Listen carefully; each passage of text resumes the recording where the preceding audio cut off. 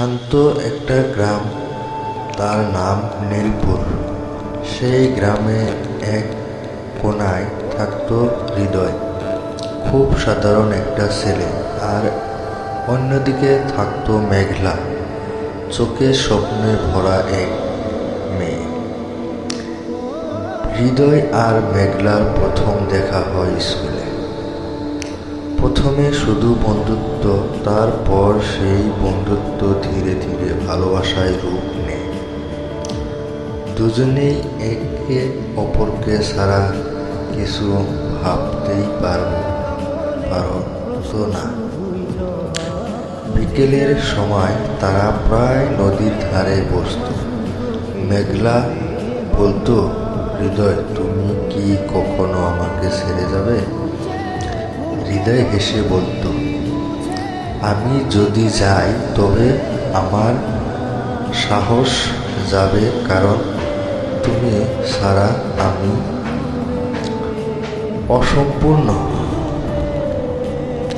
দিনগুলো খুব সুন্দর কাটছিল, কিন্তু একদিন হঠাৎ মেঘলার বাবার বদলি হয়ে যায় অন্য শহরে। মেঘলাকে চলে যেতে হবে। হৃদয়ের দিন, মেঘলার চোখে জল।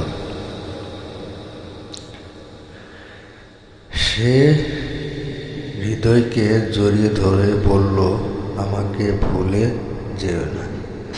হৃদয় কাঁপা গলায় বলল, আমি তোমাকে ভুলব না যতদিন বাঁচব।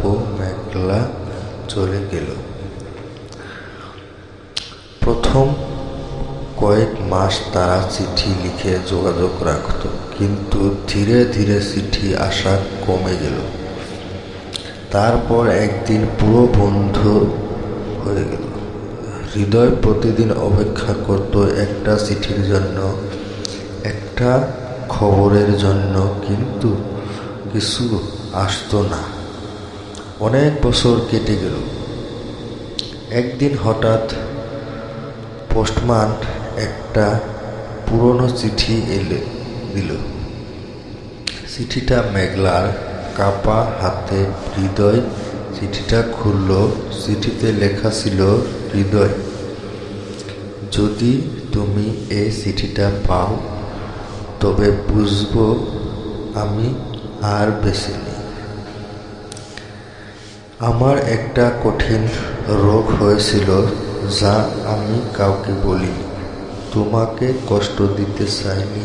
আমি সব সময় তোমাকে ভালোবাসি, শেষ নিঃশ্বাস পর্যন্ত। তুমি ভালো থাকো, তোমার। মেঘলা চিঠিটা পড়ে হৃদয়ের চোখ দিয়ে জল গড়িয়ে পড়ল। সে আকাশের দিকে তাকিয়ে শুধু বলল, তুমি আমাকে ছেড়ে যাওনি। তুমি আজও আমার মাঝে আছো। নদীর ধারে সেই জায়গায় আজও হৃদয় একটা বসে থাকে, হয়তো অপেক্ষা করে কোনো একদিন আবার মেঘলা ফিরিয়ে আসবে।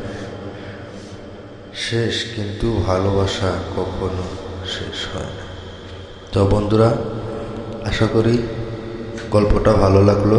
তো বন্ধুরা, গল্পটা যদি ভালো লেগে থাকে চ্যানেলটা অবশ্যই সাবস্ক্রাইব করবেন।